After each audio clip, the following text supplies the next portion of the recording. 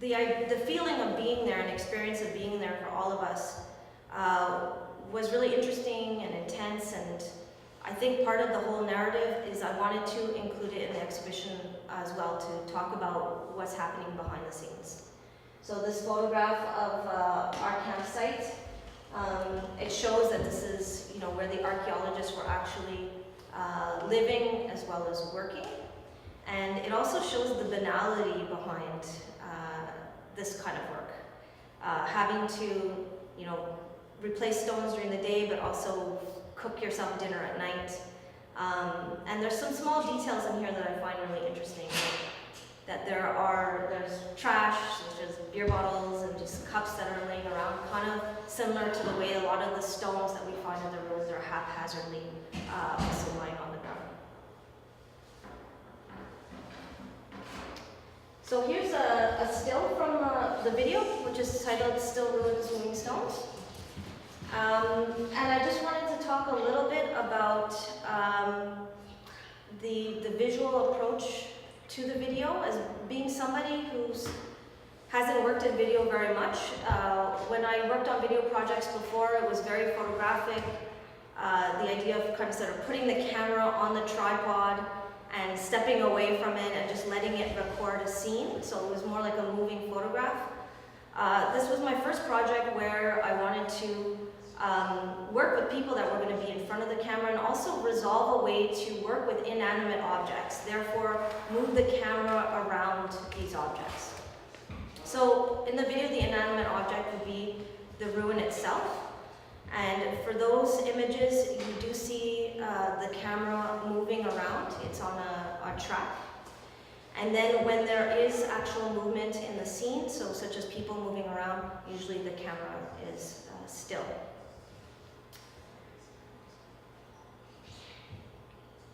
And here's a few images of us in production or on location at the two different sites.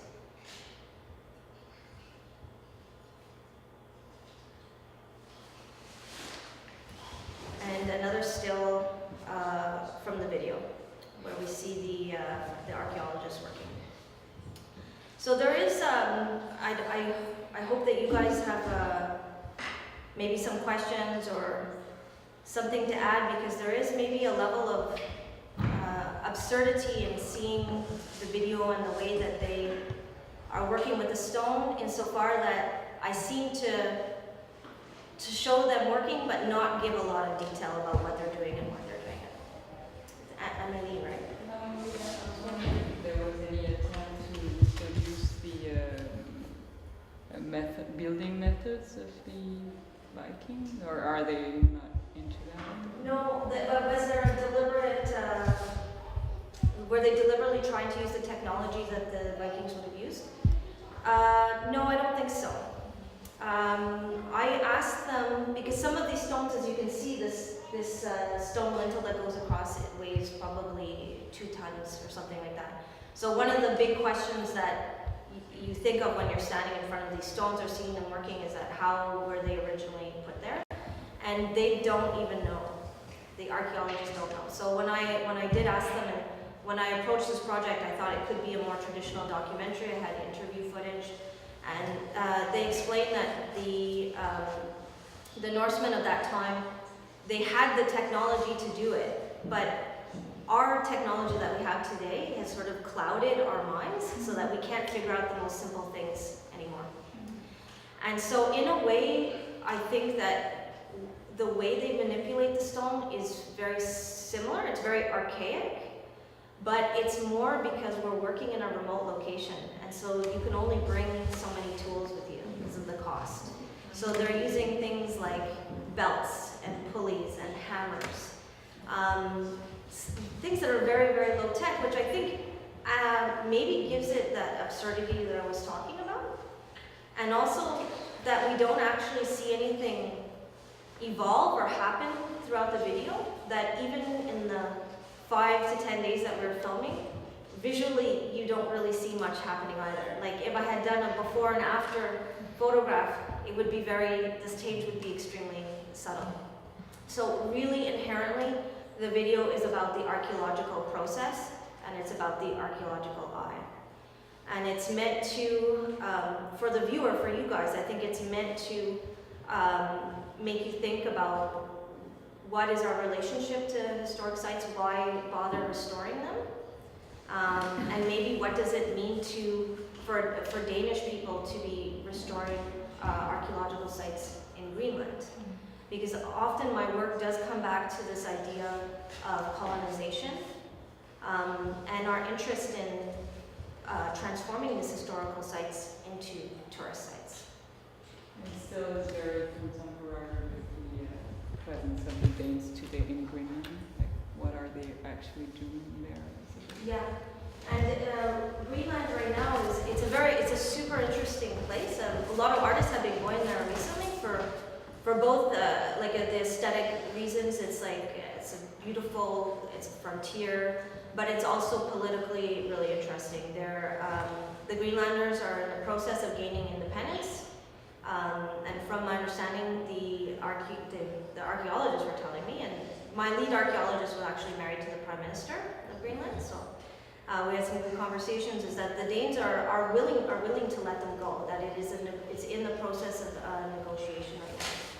And in my text, I describe the text that you find there, I describe Greenland as being a strange place because it really is in between the New World and the Old World. It's a part European, part Northern people's population.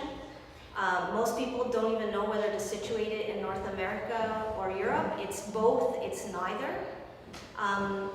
It's interesting that you can't even fly there directly from Canada. You have to go to Europe. So it is a place that it has all these in-between sort of fascinating political. But this is recent, like it's from 2001, after September 11th, that they cut the flights. And I mean, also, if we don't go too far back in history, the American presence in Greenland during World War II is also something that's quite fascinating and has even made it an accessible location today because of all the military airstrips that they built there. So back to the beginning. My work generally, and I didn't show all my projects. I have many other projects, and I tend to take two different trajectories. One is more looking closely at tourism, and the other at historical sites. But they are always cross over at some point in time. So if we look around at this exhibition, you can see this idea about the stones presented on the wall here, and then as we move throughout the space. You consider this one of the last images, it comes back to this idea of the visitor, of the tourist experience, or how we see or perceive these places. And for me, this isn't quite the end of the project. We're not actually in the New World when we're in Greenland. For me, calling it a New World was also a play on words between new being contemporary world, and that's why in the video and in these photographs I find it important to show contemporary architecture, the villagers, the people who live there today. And the next part of this project actually has been filmed but not produced yet, and I finally went back to this elusive Lanceau Meadows, and I made a second video work there. And so this shows a couple of location shots of filming at the north side at Lanceau Meadows. And there aren't very many, there's no narrative, it's certainly not a documentary, but there are some characters there that are dressed in a period costume, but I filmed them as themselves. So they're wearing their Viking costumes, but they're behaving as they are interpreters at the site today. And the other idea of the video is to actually take this area, which is about 200 square meters, and do a visual excavation of the site. So we filmed it over a period of 5 days and in as much possible detail. So what is going to actually come out of it, I don't know yet. I'm still in the process of doing the montage. So there's been, of course, a huge research aspect to the project, and in 2012, when I was on an artist residency, I finally had the time to start putting a lot of this research into writing. So if you're interested in knowing a little bit more than what I can cover in this talk, I have a blog. It's vikingexplorer.wordpress.com. I'm not contributing to it anymore. I might here and there, but it was mostly going to a place and then taking all my research notes and putting it online. And so I'm not doing any more traveling, I don't think, for this project, but there's a lot of documentation on the site. And I think, it's very, very important when you do a project like this and you're collaborating with people to mention that they had an enormous contribution to this. I mean, it's about four years of research and work, and there are many more people that I interviewed or who gave me some tips and suggestions that I haven't been able to list here. But the 3 archaeologists that appear in my video are Georg, Henrik, and Jacob, who were really, really fantastic to work with. My cinematographer, Tara Loeffler, my partner, Andreas Sarkauskas, who did the sound, and Ian Robertson, who did the color grading for my video. I'm really grateful because working with video is a huge challenge, and I think it requires the help of many people. And then there's a list of other people here who assisted me with other small tasks like translation and working in the studio, and to the people who funded the project.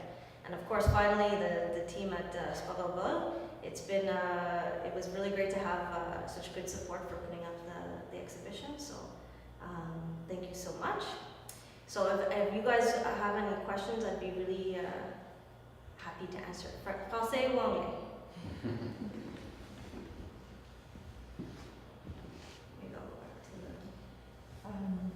In your, like I can see that your work is taking on a different approach when it comes to the people inhabiting the territory, but in this process, it has to be a very big part.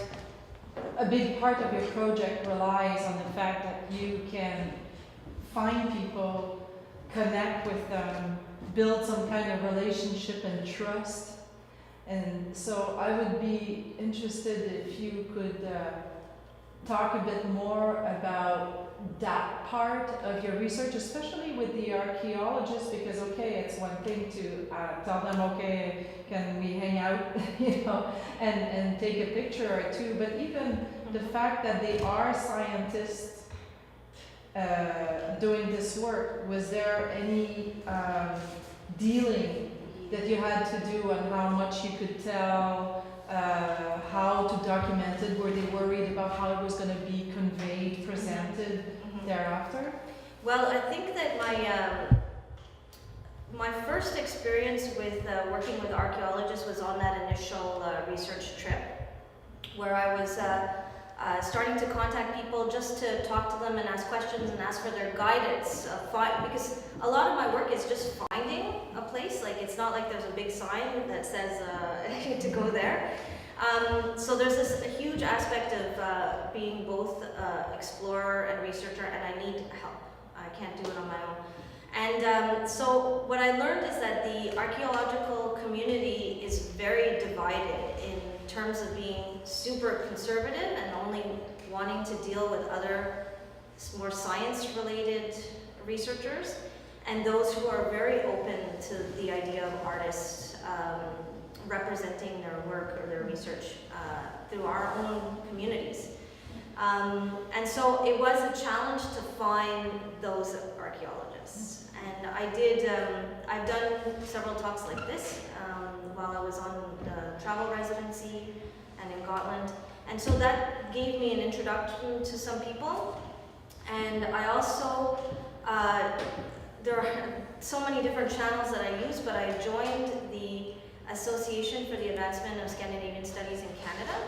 So this is a group of scholars that do do research on Scandinavian topics, not necessarily Viking Age, although it's quite important to them because it's the golden age in their history. And through that channel, I met Birgitta Wallace, who was the lead archaeologist at Parks Canada when Long Meadows was excavated.